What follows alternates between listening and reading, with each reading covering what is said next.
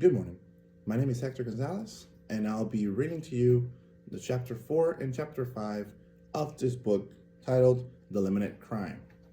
Let's get right to it. It's right here. Chapter 4, Hearsay.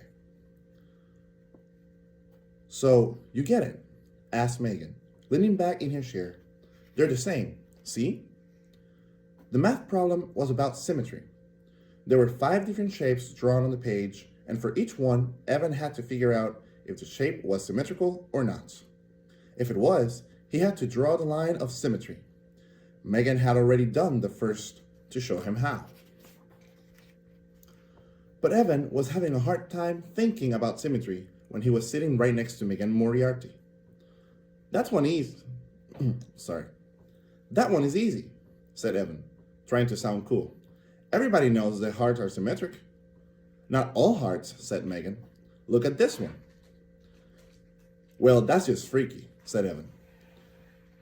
The next 3 shapes weren't too hard, and Evan was able to draw the line of symmetry for each one. But the last one had him stumped, and Megan finally had to let him in on the trick. The shape wasn't symmetrical at all. It looks like it should work, said Megan, but it never does, no matter where you draw the line. Jessie showed me that. She's a math genius, huh? Evan didn't say anything. Having a sister who was smart enough to skip a whole grade was like having a best friend who was a basketball star. It made you look bad by comparison. Hey, Evan, said Megan, dropping her voice and leaning even closer.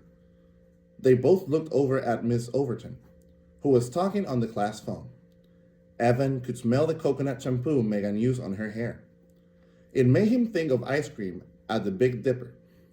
How do you think Scott Spencer got the money for that 2020?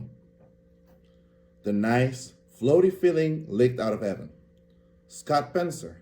Huh, said Evan. I know what you mean, said Megan, sitting back and twirling her chair.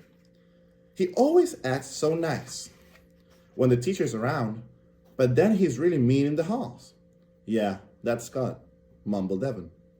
You know, said Megan, leaning in again, Scott once told me his mother makes $10 a minute. Do you believe that? Evan thought of the Spencer's house and the vacations they took every year, skiing and the Caribbean and even Europe, and he didn't doubt it for a second. Sure, he said, you should see where he lives. I heard he has a new TV that's as big as the whiteboard. Megan pointed to the large whiteboard at the front of the room. Probably, said Evan. You wouldn't think a kid like that would steal things. Megan's eyes opened wide. Does he really steal? Alisa told me he does. She said he took her charm bracelet out of her locker and then pretended he'd find it on the playground, just to impress her. But I didn't know if that's true. Evan was dying to tell her that Scott had stolen $208 from him, but he couldn't. He stole money from Ryan once, and he took a candy bar from the price chopper. He steals a lot of things. Megan looked at him closely. Did you see him take the money or the candy bar? She asked. Evan shook his head. No, but Brian said, that's just a rumor then, said Megan. You can't believe everything you hear. That's what my parents always say. If you knew him like I do, you'd think it was true, too.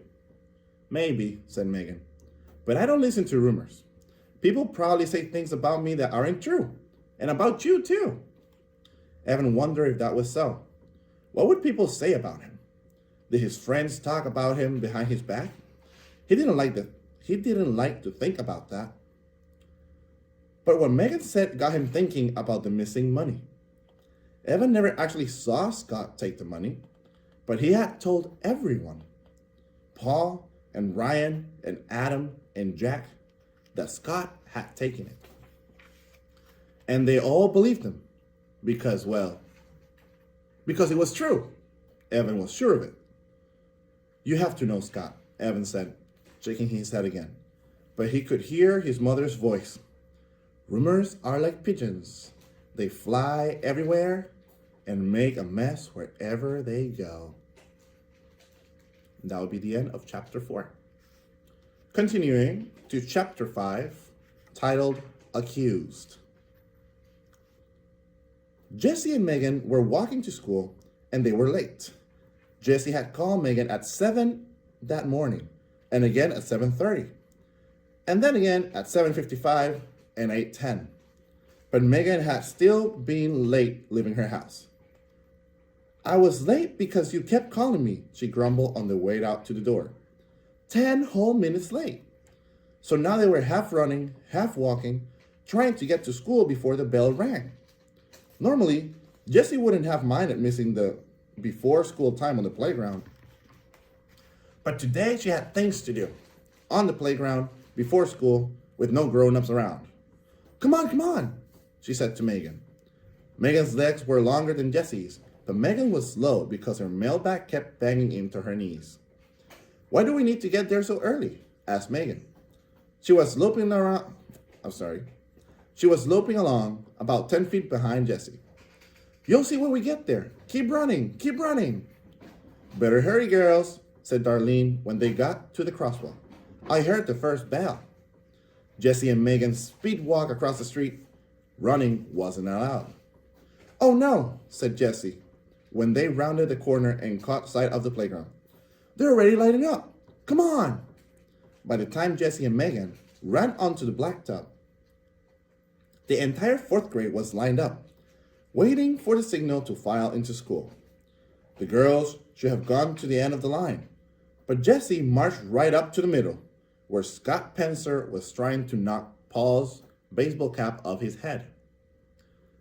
Evan was standing further up, bouncing the class basketball. He was the equipment manager this week, which meant he was responsible for bringing in all the playground stuff: balls, jump ropes, frisbees. "Hey," said Scott, noticing Jessie. "The end of the line is back there." "So?" said Jessie, rummaging in her backpack. "So no cutting," said Scott. "Isn't that the rule?" Even Jessie could tell he was making fun of her. "I'm not cutting," said Jessie, pulling a piece of paper from her backpack and holding it out in front of her. "I am serving you with a warrant for your arrest." A few of the boys in front of Scott turned around, and some of the girls at the end of the line moved up so they could see too. "Here, what?" asked Scott. "Here, take it," said Jessie, shoving the piece of paper closer to him. Scott reached out and grabbed it like he was going to rip it to shreds. "That's it," shouted Jessie. "You touched it." "That means you've been served. Now you have to appear in court." Jessie was pretty sure she knew what she was doing. She had been reading a book called Trial by Jury: The American Legal System in a Nutshell. It was one of the public service booklets that her mom wrote as part of her business as a public relations consultant. Scott immediately dropped the paper on the ground like it was on fire. "You can't do that." "Oh, yes, I can," said Jessie. "If you touch it, that means you've been served. You can't get out of it now." "Get out of what? What are you even talking about?" By now, everyone in the line had turned to watch. Evan had stopped dribbling the basketball, but he didn't leave his spot in line.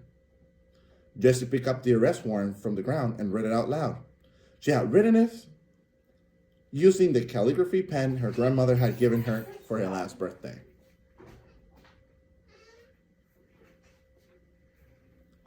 Warrant for the arrest of Scott Pencer. Scott Pencer, you are hereby charged with the crime of stealing $208 from the pocket of Evan Tresky's shorts on September 5th of this year. On Friday, you are to appear in court to plead your case. There, a jury of your peers will decide if you are guilty or not. If you are found guilty, your punishment. She got as far as that when Scott interrupted. "You gotta be kidding me," he said, crossing his arms and laughing. "You're joking, right?" Jessie shook her head. Not a single person in the 4th grade line was talking. Everyone was watching Jessie and Scott. She continued reading. "If you are found guilty..." "Are you saying," said Scott, his eyes narrowing and a skull appearing on his face, "that I stole the money?" Jessie took a deep breath. She knew it was a big deal to accuse someone like that. "Yes, I am," she said. There were murmurs among the fourth graders. What about you? Asked Scott, turning toward Evan and taking a few steps forward. He reached out to poke Evan in the chest, but Evan swatted his hand away before he touched him. Are you saying I stole your money? Jesse looked at Evan. He dribbled the basketball twice, then held it in his hand, staring at it. Suddenly, Jesse realized that she should have to talk. I'll read that again. Suddenly, Jesse realized that she should have talked to Evan before doing any of this. He was the one who'd been the victim of the crime. He was the one who would still have to pay for Scott every day at recess. He was the one who would have to testify against him in a court of law. But it was too late now. Everyone was watching them. Everyone was waiting to see what would happen next. Evan dribbled the ball again. 1, 2, 3. Jesse knew that he was thinking. Evan thought with his whole body, not just his brain. That's what I'm saying, he said quietly. I'm saying you stole the money from me. The line of fourth graders had twisted into a shape of large sloppy C, with both ends watching what was happening in the middle. Now that Evan had accused Scott of stealing, the line started to fall apart entirely as kids pulled in close to hear what Scott would say next. But it was Jesse who spoke first. If you are found guilty, your punishment will be that you have to give your new Xbox 2020 to Evan Tresky. No way, said Scott, but he could barely be heard over all the noise that the fourth graders were making. Everyone had an opinion about the fairness of the punishment. Hey, said Ryan, what happened if he's not guilty? Jessie shook her head. He won't be. I will too, you twerp, said Scott. And when I am, here's what's going to happen. Both of you, he pointed at Jesse and Evan, are going to stand up in the morning meeting and tell everyone, including Miss Overton, that you told lies about me and I didn't take anything from anyone. And then you're going to apologize to me in front of everyone. For real, Miss Overton was standing in the doorway, a look of dismay on her face. What kind of line is this? The kids scrambled back to their places, and those at the front started the morning march into the classroom. But Evan, Jesse, and Scott still faced each other. Is it a deal? Asked Scott. Deal, said Evan, and turned his back on them to head inside. I'll even put it in writing, said Jessie. She waved the arrest warrant in front of Scott. Then she picked up her backpack and hurried to the end of the line, smiling. Soon, justice would be served. Jessie's agreement of atonement following the trial of Scott Spencer. If Scott Spencer is found guilty in a court of law of the crime of stealing $208 from the pocket of Evan Tresky's shorts on September the 5th of this year, he will give his Xbox 2020 to Evan Tresky to keep forever. If Scott Spencer is found not guilty in a court of law of the crime of stealing $208 from the pocket of Evan Tresky's shorts on September 5th of this year, Evan and Jesse Tresky will stand up in the morning meeting on Monday and will tell the entire class that Scott Spencer did not steal $208 from the pocket of Evan Tresky's shorts on September 5th of this year, and they will apologize to him for telling lies. Signed, such document by Evan Tresky, Jesse Tresky, and Scott Spencer. And that would be the end of chapter 4 and 5. Thank you very much for listening to me. I hope you enjoyed the rest of the book.